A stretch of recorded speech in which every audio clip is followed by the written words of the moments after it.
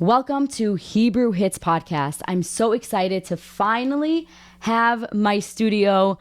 I built this, and it took a while, but I finally have it. After having the show for 2.5 years, I finally have my own studio. Today, we are going to be hearing from Moshe Klein. He is an emotional, holistic healer. He is the first one to enter the Hebrew Hits studio, and I'm so excited. You're listening to Hebrew Hits. I'm your host, Malia, and I'm so excited that you're tuning in to this show because that means that you want to succeed in life and you do not want to fail. Many of us go through such difficult challenges in life, and it's up to us not to fall victim to them. It's up to us to rise above it and to succeed. I sit down with people who have gone through real big struggles and show that they overcame them and are super successful today. It's what you do with what you have that makes a difference. Hebrew Hits is presented by TMC. Moshe Klein, welcome to the show. Why don't you come up on stage and let's hear how you're doing today.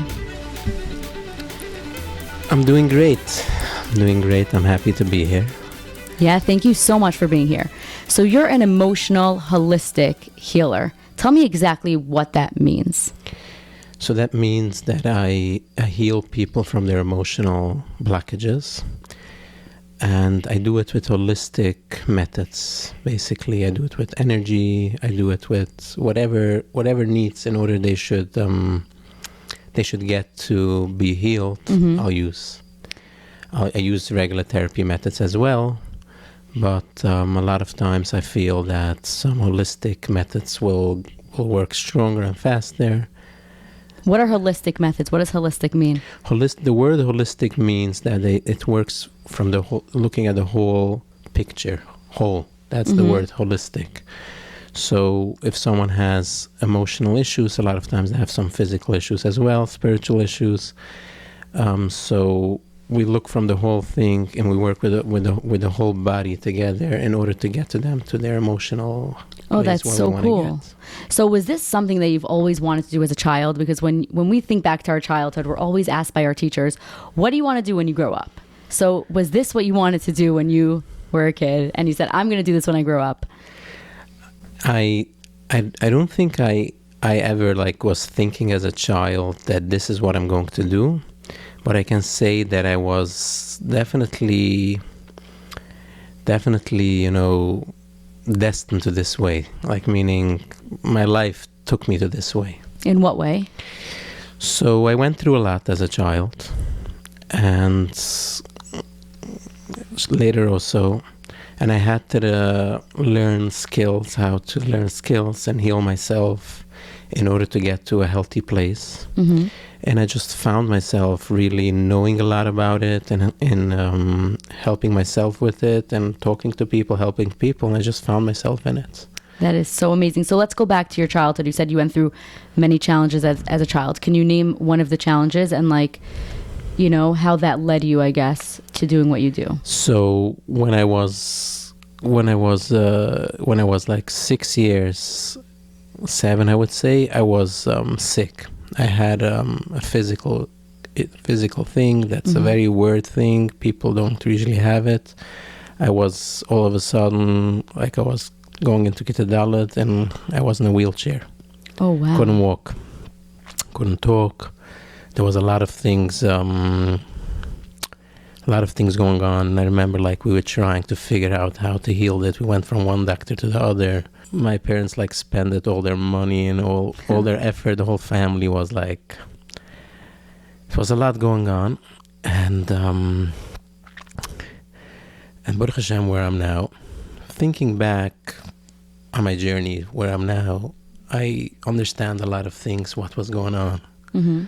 I remember being a year before I got sick. I was in a yeshiva, which was a good yeshiva. It was a small community at that time. People were not to blame anyone, chaz v'shulam, people were not open as they are now. It's a small community. There was not a lot of yeshivas, not a lot of, it was one cheder for all the Hasidic people. It was 2 actually, but one where I was fitting in. Mm-hmm.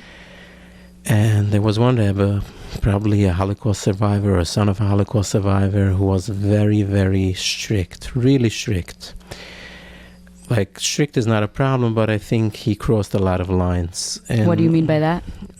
he was like a lot, very, I don't like to call it abusive, because abusive is a very like strong word, but he was like really, there was no space for the children to breathe, I would say.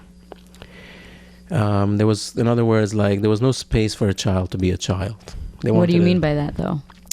Meaning there's an adult and there's a child. Like, did he do things to you that made you feel that you had no space? So not necessarily for me also, but more like for the other children. I am by nature a very sensitive person, very like, I'm very understand. Now when I'm looking back, I see myself as a child. I was very in tuned into emotions, very in tuned into feelings. Mm-hmm. And I was seeing all these things that happened to the other children. It really probably, when I'm looking back, I think this was like a big trigger for me. It was very hard for me, and it made it just like I couldn't handle it. It was a lot of pressure in that year, like to be really, really good and really understanding what the Rebbe is saying, every word, everything, sitting the whole time. And if not, it would go like really a lot of hitting, a lot more than in other classes. Oh, the Rebbe would hit. Yes. So you witnessed him hitting. He hit you and he hit other children in the class. Yes. In more than like as of now, I'm talking to a lot of people from their traumas as a childhood, from that years, from these places. There was a lot of hitting at that times. And to be honest, like I'm not taking like a side in this, meaning now for children, if hitting is good or not, I'm not getting into it. Sometimes a child is okay if they get... Not by a teacher, though. A teacher should not hit a child. Yes, whatever. This is like a whole different debate. Yeah. We're not going to get into it. But even when I'm hearing back from people all their traumas that they went through as a child, this Rebbe was like more than that. And I remember my mother told me that after I went out from this class, my other brother, she didn't put in that cheder, even that there wasn't like too many other options. She put him in a different cheder because this was too much for her. Wow. And like right after that, when I went out from this class, this whole physical thing started to get for me, like meaning I started to get weak. And I remember like the first 2 weeks we didn't know what it is. We were thinking, I didn't feel good. I was thinking that after 2 weeks I'll go back to cheder. It was like the next year. And I was actually excited to go back because that Rebbe was an excellent Rebbe from the Kita Dalet. But it was... after 2 weeks, my mother told me another week, and then another week, and then we went from one doctor to the other, and then all of a sudden I couldn't walk. I don't remember exactly the whole thing, but I just remember seeing myself in a wheelchair at one time. Oh my gosh. You're only 6 or 7 years old. I was 7. You were 7, wow. Yes.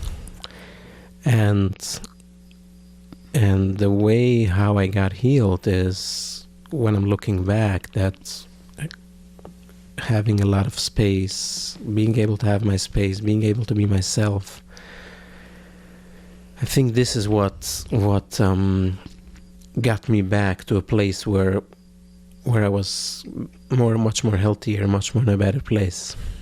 And I don't want to bring out the point that if a child goes through something, that they should feel now that this is what happens to them. It depends like what the child is. Every person has the different sensitivities, and in these times now there's a lot of help and everybody can go for help, and they don't need to go through all these things. But that was like a big thing. And the thing is also that how do I know also that this was a big trigger for me? Because I remember that when I was like in Yeshiva Gedola, I was also in a yeshiva which was a very strict yeshiva. The yeshiva was a very ehrliche person, a big Talmud Chacham, a big Masmed, and I'm really grateful that I was in his in that yeshiva, because he learned me a lot of things. Like I would never be able to learn the way I'm learning now without him. But for me, the environment was too much. It was really strict. We had to be like, if we were a minute late in yeshiva, he was like really, really strict about it. And for some people it worked. But for me it was like, I think, too much. Because I remember like that from when, like, after my bar mitzvah till I went into this yeshiva, I was up and down. I was pretty good with my physical level. But when I went into this yeshiva, I still remember today that it was one time I just couldn't put on my tefillin. My hand was shaking. It took me an hour to put on my tefillin. Whoa. And at this point, you're able to walk. Yes, I was able to walk. I was learning good. I was a good... Because you were out of that bad situation, yes. But now back in this type of situation again, now your body, you felt that it was like contracting and not able to move. Yes. Whoa. So when I'm looking back at this, I see the cycle, how it went. That when I had too much pressure, that's how it played out in the physical body. So the more later on, I studied it a lot. This whole thing, you know, I also, after I got married, I had to bring a panusa. So in the beginning, when I wanted to bring a panusa, I started to learn with teenagers, talk to teenagers, deal with them. So I took a lot of courses, and I started to understand how the emotional body works on a deeper level. And it's definitely that some children, you know, when they have too much pressure, it can come out to the physical level.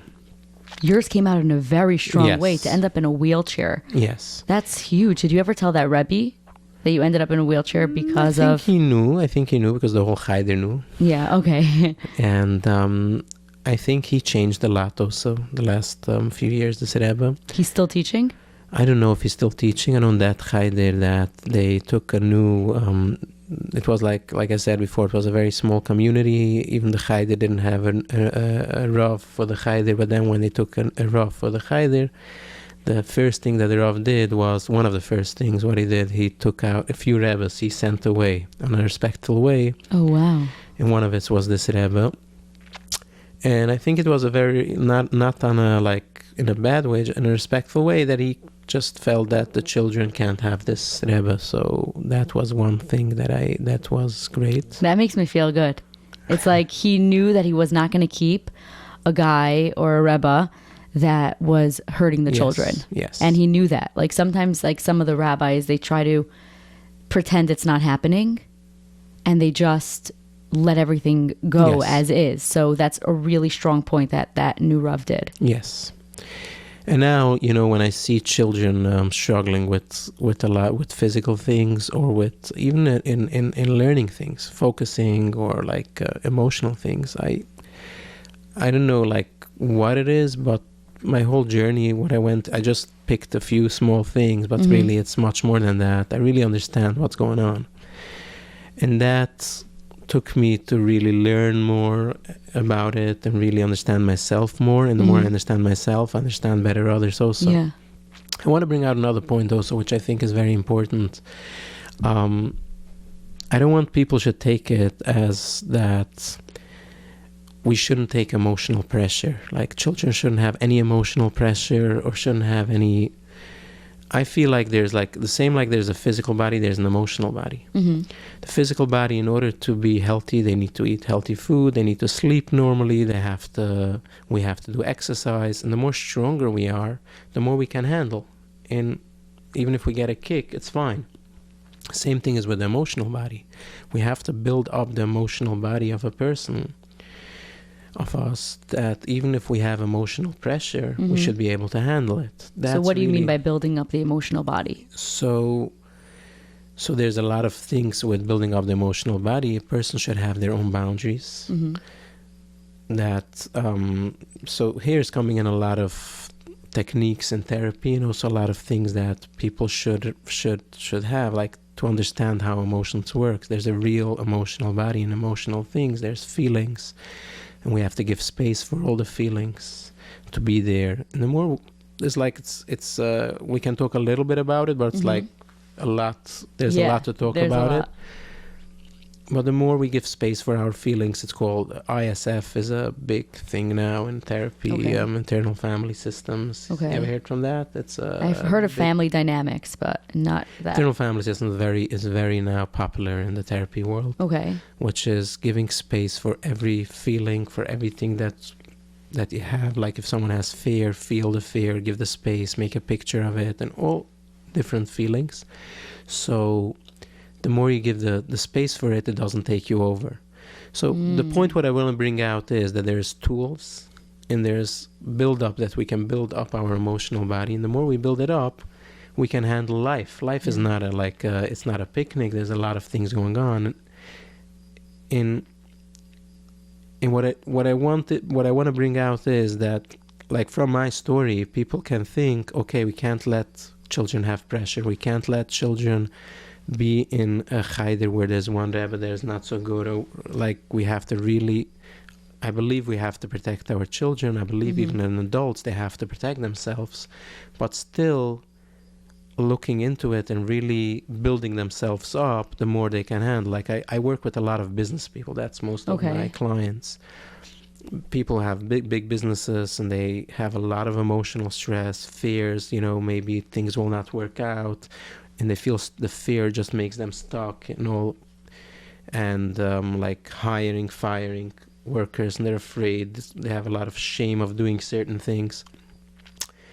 And the more we work with giving space for the feelings, process all the emotions, which this is a whole different thing which is called trauma, meaning if someone has like a big reaction from an emotion, usually that means that this emotion is in them from when they were a child and it was never processed. Okay. So let's say if someone has an issue with, he is very afraid that he's not going to be able to handle this deal that he's doing now. Maybe things will not work out. A lot of times he had experienced as a child certain things that he tried doing and he was failing. And this failing feeling is still in their body. Oh, wow. When we heal that failing from the body, from their emotional body, we heal that, they're not so afraid of failing again, so they can take the risk to move forward. Wow. You know what's interesting is, like, I've always heard that the emotional pain affects your physical body, but I never really knew anybody in like person who actually experienced such a thing until I met you. And it's so like wild to actually see that you were having this Rebbe who, triggered you so much, who you saw abuse happening, which you don't want to call it abuse, but I think that we can name it that. And your physical body physically shut down. And like you're really showing the importance of dealing with the emotional side. Yes. Like you don't need to go to all these doctors and get these pills and medication. Like you really have to focus on your emotional side and deal with it, because if that's healed, then your physical body's going to heal as well. 100%. Yes, that's a big thing that I believe in. I believe in, there's like a lot of studies made on that, and a lot of that the physical is very connected to the emotional. Yeah. I see a lot of people having issues with focusing. A lot of business people, they can't focus. A lot of times when we take away their emotional things, they can focus much better. And same as with the physical, definitely. 100%. Wow. It goes the other way around also. Sometimes a lot of times the physical can affect the emotional also. I'm more focused on emotional. Yeah. I don't know why. It might be from my story. It might be, I'm just like, everybody's neshama is connected to different things. And I see really that emotional is a big key in physical in the whole everything. Like I had a client who, after he got married, he had like terrible, every few weeks he was in the hospital, terrible stomach aches, and like they didn't know what's going on. Oh, wow. He couldn't breathe, this and that, and they took him like and he couldn't but when we started working on his emotional things that he went through and starting to balance his emotions to feel at peace with himself, all of a sudden all these things went away. But really, I'm not focusing so much on people with physical issues. I'm more focusing on emotional. Okay. People with emotional. That's really my. Well, that's what you had as well. Yes. Like, it's so interesting, as you see behind the sign, it says Hebrew Hits Podcast, and underneath it says it's what you do with what you have that makes a difference. And literally, like, your life is that exact saying. You went through such a trauma as a child, and you took that trauma and you turned that into your entire business. Like, your entire business is because of the pain that you went through. So now looking back, do you think that Hashem specifically put that pain in your life so that you can help others? It's definite. I don't know Hashem's cheshbonos, but it's definitely that what happened put me where I am. Yeah. Yes. And when was the first time that you actually like heard of emotional holistic healing, and when did you really want to start getting fully involved in it? So the first time I heard about it was like I said, like we went from one doctor to another doctor as I was a child. So we did a lot of, first we went to a lot of physical doctors and everything. And then we went also to holistic people. And so I started to hear about these things. And after I got married, a few years after, I had I was feeling weak, not anything specific. And someone told me about a class from a doctor from Toronto. His name is Dr. Moshe. Okay. And he told me I should go to that class. It's worth it to go. It was a 2-year class. And he really gets in deep in the whole body, how it works, every part of the body, and not only the body, the whole nature of the world, how it works. It was very, very deep and very, very nice. And over there, I started to really understand how the physical and emotional works together, how the whole holistic body works. He was more focused on physical, but I took a lot of his knowledge of the physical and I turned it into emotional. Oh, wow. Like, he was a very big believer in detox. He's a big believer in detox. Okay. Meaning that every physical problem that a person has is basically garbage in their body. Huh. So if you have garbage in your body, the body will always try to protect you. So it's creating, let's say, simple example is someone has teenage pimples. It's basically the body has toxins, and there's toxins in the body, doesn't go out. So the skin is another organ where the toxins can go out. So it's just comes out through. Is this from pimples. Eating unhealthy, the garbage that you're talking about? So he was saying basically there's like eating, drinking, and thinking and feeling. Oh, wow. Yes. Thinking and feeling could create toxins. Yes, because so that's another thing. Feeling, having trauma in you, or like feeling bad and having like negative thoughts, emotions, is a real energy in the body, and it's more toxic now. He didn't talk so much about it, but now that I studied it, it's more toxic than actually food. There's like every feeling has a different places in the body where it gets stored and how it is. It's definitely connected. So where would you say, since we discussed fear, where is fear located in the body? I think in the stomach. Yeah. In the stomach, and also it's called the solar plex, is the place where all the emotions are stored. Okay. So there's like the main place where the emotions are stored. So a lot of times when I see clients, they're emotionally like really unbalanced. First thing I'll balance is their solar plex. To just. So how do you do that? So this is like with energy, I'll do that. So there's a way how to tune into a person's body with energy, that's another whole thing, how I got into energy. But I'm very like sensitive to emotion, and I'm also very sensitive to energy. If I may say, like, how I got into energy. Yeah, I would love to hear, because the energy thing is very intriguing to me. Like, I would love to know what techniques you use and what you actually do. Like, are you sitting there, everyone's closing their eyes, or is it like you're putting a metal piece on their finger? Like, what's happening? So what I actually do, I put things on them, and at the same time I connect to them and I move around things. It depends what the person needs. So how I got into energy is I took this course from Dr. Moshe, and I actually really liked it. And I was then thinking, maybe I should start being busy with that. It's really something that I enjoy, this knowledge. At that time, I didn't think that this can bring me a panusa. Now, that this can bring me an income.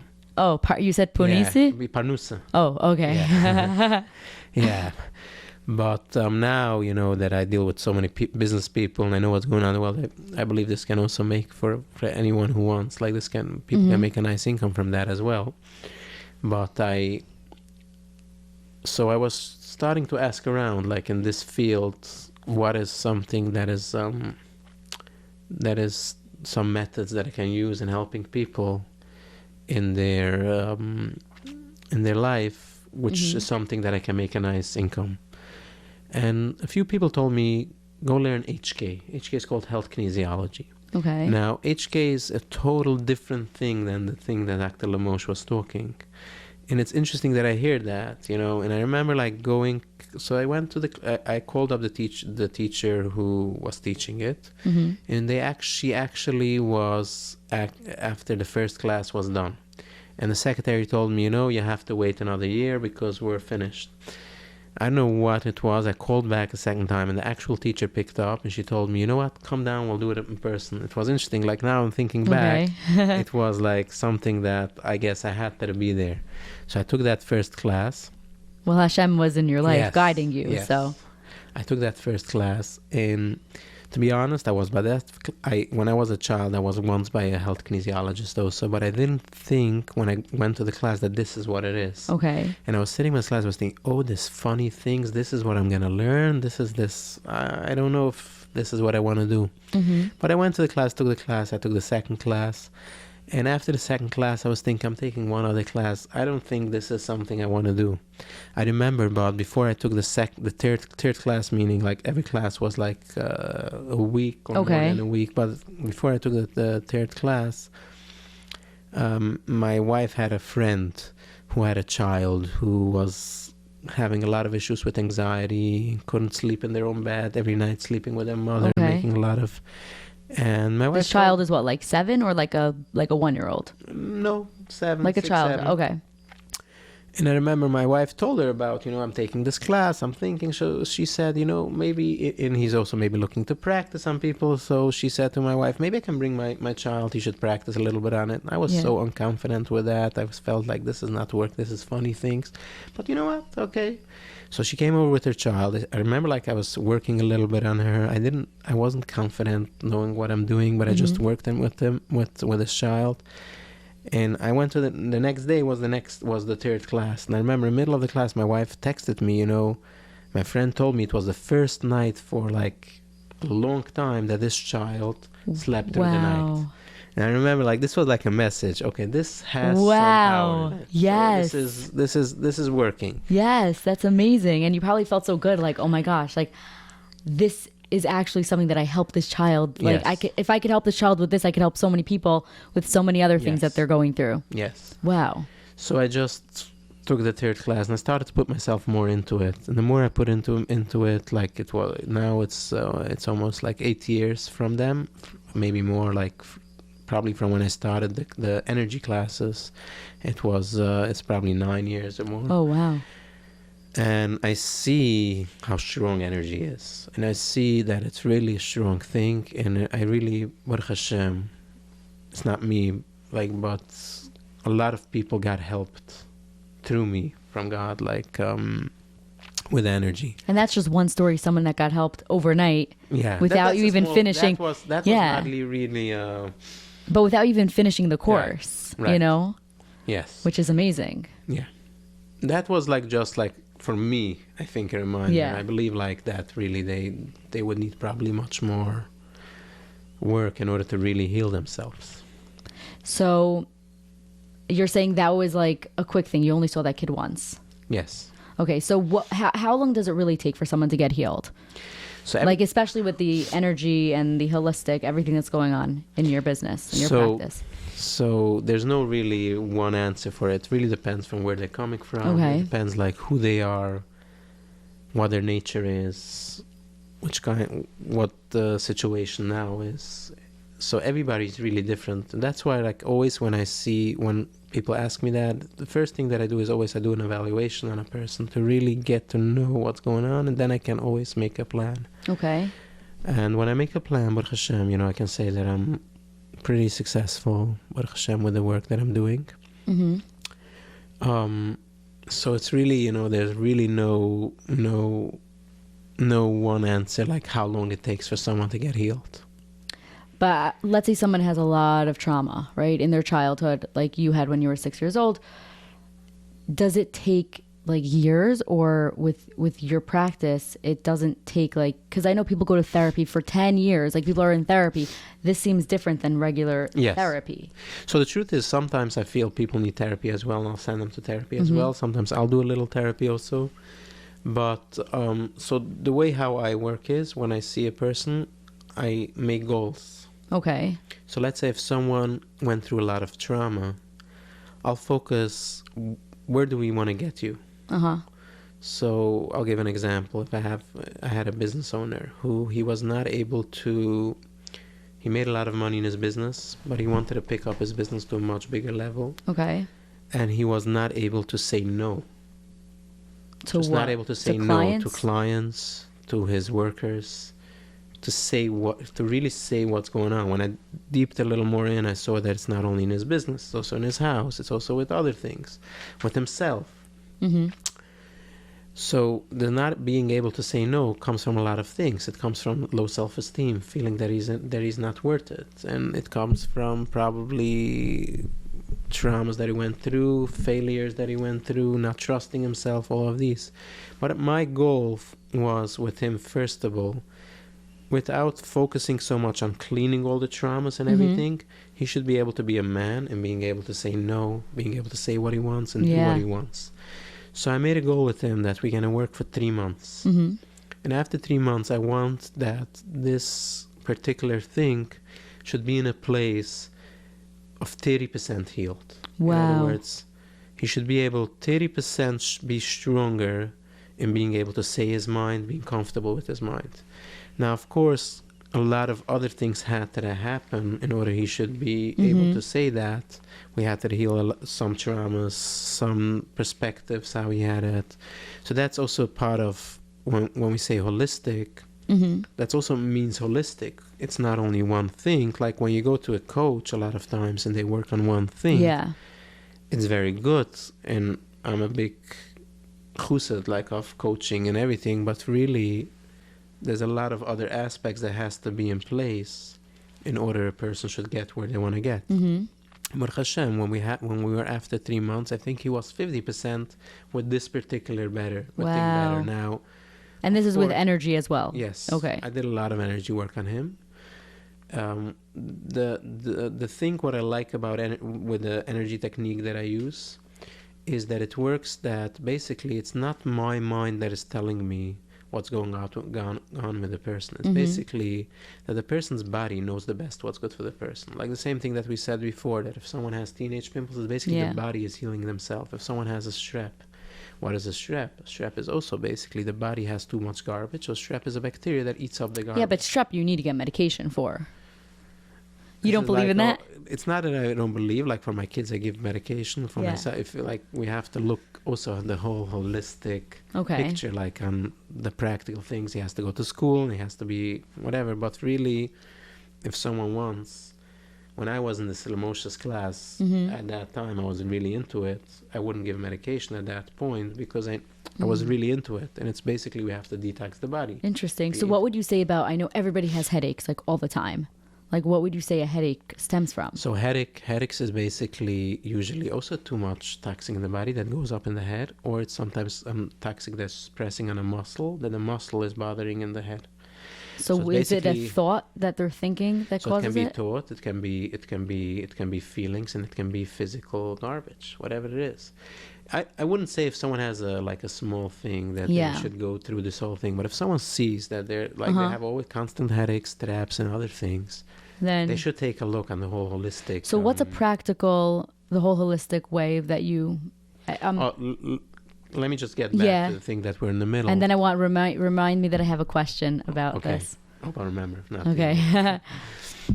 So basically, what I wanted to say is that the body knows the best how to heal a person. Okay. And that's what happens all the time with people, and we don't understand. We're trying always to be smarter, but really, this is how the whole world works. Whatever, but The body knows the best how to heal a person. So if someone comes to me and I can just ask the body, what is the best thing to heal that person, to bring this person to that goal, the body tells me I'm in the best place. How do you speak to the body? So we don't speak to the body. That's part of energy. The thing is, I don't know if we're allowed, there's like a whole thing if we're allowed to talk to the body, but the body reacts. And the body always reacts for whatever we're doing. And if we can pick up the reaction, we know what the body says. The body talks, meaning the body will always say if something is a negative thing, if something is not good, or if something is, the body's energy gets weaker. And you can feel that through these things that you put on the body.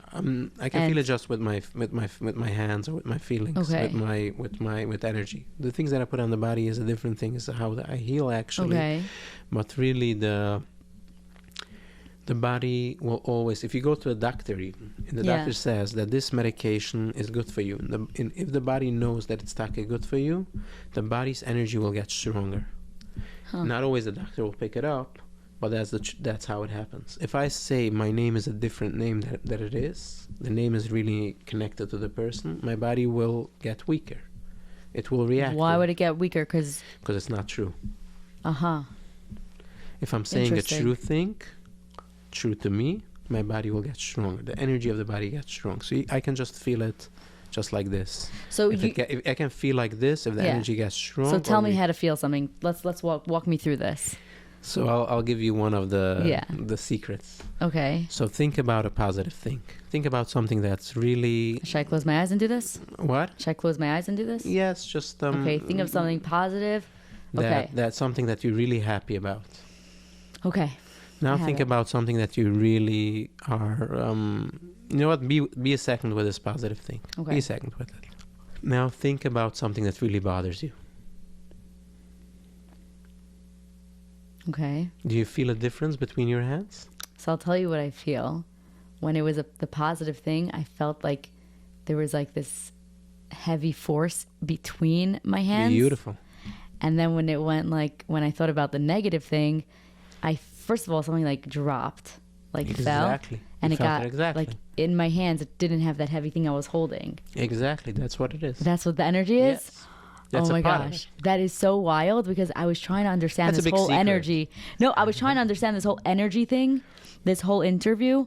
But now that I just did it, it's wild. I really felt something in between my hands. Yes. And that's energy. You don't even have to touch the other person that you're dealing with, just in the air. Exactly. That is very cool. I'm going to use that now. Excellent. Oh my gosh, that's such a good tip. Thank you. Sure. Okay. But there's a lot of ways how to feel the positive and the negative. So when I see a person, I can always... This is one of the ways, besides my intuition, how I get tuned into the person to know what's going on. That's so cool. Honestly, thank you so much for giving me your little trick, because that was so cool. And that's just like a little trick. Yes. Now, can you give the audience a practical way, let's say, for example, to get rid of a headache? Like a practical way to get rid of a headache, or if they have a wart on their hand. I know someone that has warts, and I keep saying, think positive before you go to bed. But yeah, it doesn't seem to be working. So if there's a practical way that people can have a takeaway that they can actually do at home, that they can actually relieve a headache without taking an Advil. Sure. So the thing is, I'm not so focused into physical, okay. but I can tell you what I use, which is similar to emotional. Okay. And that's with everything. Basically, everything in the world wants to exist. Okay. So if you have a headache, that means there's something in your head that is not in the right place, meaning some energy there. Okay. When you give space for the headache will go away. Just look at it, let it be, and you'll start feeling that it moves. Now, there's another very important thing. The body makes a lot of resistance because it's afraid of letting it feel. Okay. So we have to give space for the resistance as well. So what you're saying is, if someone has a headache, understand you have a headache, and then what do you mean let the resistance? Like what does that mean? Usually when I have a headache, I feel like a certain resistance, a certain tightness. Okay. So I started to look at the tightness, give it a space. And there is a part of my body that doesn't want to look on the tightness because it wants the headache out. Right, okay. So I'll give her that also space. So it's usually like a fight in the body, which one part wants to feel the tightness, one part wants to be tight, one part wants to break up the tightness, and Okay. that itself is creating a headache. And then there's the actual energy from the headache in the head. So you give for all the parts space, and you let everything be. Look at all the parts, which this is like another, like, I don't know if it's something you have to really practice with someone sometimes, but Okay. if you get it, you get it. If you give space for what's going on, you're just gonna get Like at you're ease. saying, don't pay attention to it when you say give it space. No, Just no, like, do give attention. Oh, Giving do space, give attention. It's like a child. Okay. A child, if I'm not looking at a child, he's gonna make a tantrum. Huh. Basically, he wants attention. Okay, the headache wants attention. So Exactly. say, I have a headache, I have a headache, I have a headache, I Don't have a headache. say it. Just look at it like as if you look at something with a certain. You go a little out of it. You just let it be. Let it be. Okay. And a lot of times we feel I can't let it be. It's like too much. So look at that thought as well. That's so interesting. Thank you for The giving same- us all these like things. It's so Same cool. thing is with emotions. Yeah. Which is a big part of IFS. Some people, they have panic attacks and they're just like getting crazy. Look at the panic. Let it. It wants to exist. Okay. It wants to exist. Look at it. Where is it in your body? Where do you feel it? How does it look like? So usually there's also a part of me that's gonna resist the panic. Okay. That's also a part. Look at that as well. Give it also attention. When you look at everything, you let everything be. Look at your thoughts. Let everything be. It's the energy from it will slowly get out of it. Wow. So the more like we let things be, Uh-huh. the energy from it falls apart. This The is same so thing cool. is also like even in communication. When you, from a worker to an employee, from a husband to a wife, a lot of times we feel like we have to fight. Mm-hmm. If we give space for whatever goes on, we're just going a little backwards. Let everything be. Everything will just slowly fall Wow. apart. Like, yeah. I lot love of- that. So you seem like you really know what you're doing and like you love what you're doing and like you had in the past that like led you to this. Yes. And it's really very cool how it all happened. You want Do to you- ask me a question? I did before want to I- ask you a question, and the question was if you can give practical Oh, okay. for the headache. So I did ask that. Thank you for the reminder. But now what I want to ask you is, have you seen since becoming an emotional and an emotional holistic energy healer, have you seen your quality of life like be better? Of course. Because really, like, the more, I would say the other way around, the more I work on my emotions, on my health, on my physical health, on my emotional health, on my spiritual health, on my energy health, my life is much more quality. It's much more quality life, like in every aspect, in my house, with myself, with my learning, with my business and everything, because everything really is connected to emotional. And the outcome from that is that I'm a better healer as well. Yeah. So I would say it's the other way around, meaning it's not that when I'm busy with the healing, my life gets better. I'm focusing, the more I focus on myself, Yeah. I'm a better healer. That's amazing. So you're saying when you help yourself, you're able to help others Yes. even more. Yes. That's amazing. So when I'm seeing it from the opposite way, that I'm healing much more people are like Mm-hmm. really getting healed, I see it, yeah, I'm in a better place. That's amazing. So when you were going through your own healing, which you still are, was there something that was extremely important for you to have, like throughout the process? Like what would you say is the most important thing for other people who are starting to heal? Everybody's really different, what they need. Mm-hmm. I think if someone goes through something, if they have someone who is supporting them, a listening ear, understanding, not trying to fix. Like a lot of times when someone goes through something, we want to fix their issue. Just give them the full understanding of what they're going through. It's also the same idea, now that I'm thinking, of giving it space. Ah, okay. Let the thing be. Don't fight it. So a lot of times children, they just need children and teenagers and even like adults, people who go through things.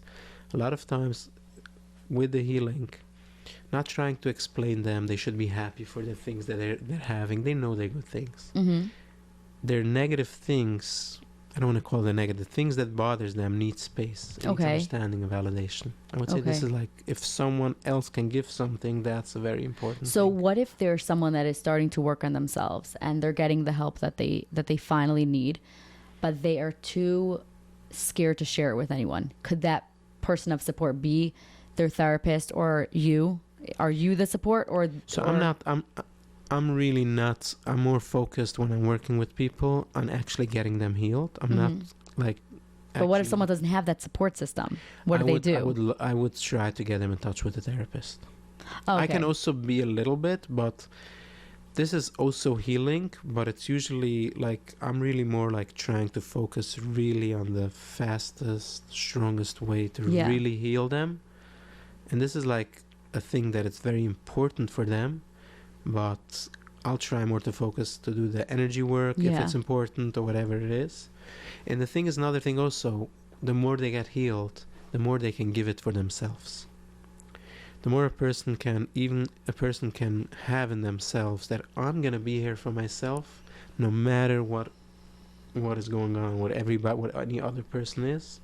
Wow. That's really the So strongest thing. they have a much more like inner Yeah. strength. Exactly. That's really That's also amazing. That's really also when someone wants to know, like, that's one of the things that we have to sometimes heal in a person. Be there for yourself, no matter whatever is going on around, and if everybody's against you, Yeah. or if whatever, like, Have you had to be there for yourself? if I had to, yes. And the truth is every person, because really, nobody will get you as you can get you. So Right. even if someone true. tries to get you, nobody understands to you as strong as you understand Yeah. to you. It's So like true. I sometimes have clients who they go to, there's like a lot of, how is it called, classes. Okay. And a few clients of me told me that yourself, nobody will be able, but sometimes you can also use some help in the Yeah. side, that you should be able to be there for yourself. That's a very important point. Yeah, it's very important. You know, I've heard, and tell me what you think. I've heard that like sometimes if somebody gets like anxiety or stressed out, the first thing is I need to call that person because like let's say I'm driving and I'll get so stressed out, I'll call my mother right away and she'll help me with directions if I'm lost. But then there's that inner peace that when you finally feel confident in yourself, like, okay, you're anxious, relax. You don't need to call anybody, but you can rely on yourself. It's like Exactly. so important to be able to do that. Yes. Yes. The more connected a person is to themselves, Mm-hmm. and the more like they understand that they're never going to lose themselves. That's also the thing. No, we can't lose ourselves. Mm-hmm. Yeah. We can forget about it, but we don't lose ourselves. I could tell that you're such a worked on person because by the way that you are speaking, by the way that you're like just understanding life, people that are not worked on don't necessarily have that inner understanding that you have. So Thank it's you. very cool to actually see. And I could totally see that you use that in your practice as well with your clients, with healing them. I have a little game to play. It's just one question. Since I wear caps all the time, I decided I'm not going to wear a cap today, but I had to have a cap in the interview. So I put some questions in here. All you got to do is pick out one, read it, and answer the question. So we only do one. So ready? I'll try, Okay. but I'll be honest with you. Yeah. It's not really a question. It's more Okay. like a deer. It's like something that you should do. Okay. We'll see which one you get. Name 5 things you are grateful for. Yes. I'm really grateful for whatever I went through, because that brought me to the place where I am. Oh, wow. I love that. It's what you do with Yes. what you have that makes a difference. Yes. Okay. I'm grateful for my wife. I have a very good, supportive wife, and she's an amazing woman. I'm grateful for my parents, that they brought me down here. I'm grateful to God. That's really the first one. You're grateful to the what? To the Creator, God. Yeah. Yeah. That's Okay. really the first one. I'm grateful for my life. Oh my, those have are a- like really good 5 things. Like I thought like, okay, because I put that question and I was thinking you're grateful for food, for water, but those are really deep things that have to do with your life and I love it. Is there anything else that you want to say before we wrap up? I wanted to say, yes, I think that's also very important. People feel sometimes that success in life is something that is out of reach. When you work on your emotions, there's like a lot of... I've saw and worked with people who have who were successful, and they felt blocked in certain ways that they couldn't get to a higher successful place. I feel, and I saw, when we work on emotions, on your fears, on your stuckness, on your shame and everything, and guilt, your success arises. Wow. With Siyata Dishmaya. But that's amazing. Does that come from like your inner strength? That comes from Hashem? Like, where does that come from? What do you think? Definitely comes from Hashem. Yeah. Everything comes from Hashem. But Hashem created the teva, the same like physical teva. It's also an emotional. And emotional blockages is a real thing. If someone has shame, teva like Noach? No. Teva means Taiva? No. Teva means Hashem put in the world the way how it works. Okay. Oh. Teva. Okay, sorry. Teva. Yes. The Litvish and the Hasidish. Okay, the lingo. Yeah. So there is the same, like we're going to a doctor when we have a physical issue, when we have an emotional issue, or when we see life is not working, or even if it works, you want to make it more work. Yeah. Which this is most of my clients are people who are successful. They want to be more successful. There is emotional work, emotional body that we can work on, and you can be much more stronger and do much more things and be much more successful in everything, in business and learning and relationships with your kids and everything. You just need to really work on your emotions. That's amazing. Listen, I really enjoyed this interview. You spoke so well, and I really, really have a real understanding of what you do and how important it is for people to actually get healed in this way. So if people want to get healed in this way, how can they contact you and reach out for help? So I have an office. They can call my office. What's the number? The number is 845-244-9066. Okay. So they can WhatsApp.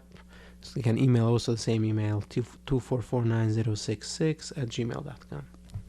Go email 244-9066 @gmail.com. If you would like to reach out to Moshe Klein about energy and holistic healing, go send him an email. And what's your WhatsApp number? 845-244-9066, WhatsApp or call. Go send Moshe Klein an email or a WhatsApp. All of his information is right here on the screen.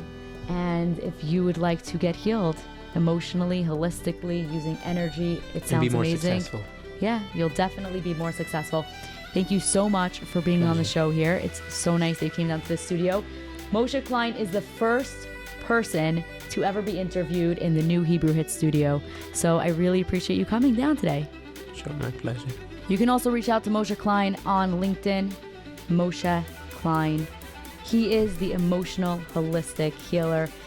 Thank you so much for watching today on Hebrew Hits. You can reach out to me, Malia Feivelson, on LinkedIn. If you have any questions regarding this episode, you can reach out to me and send me a message. I would love to hear from you.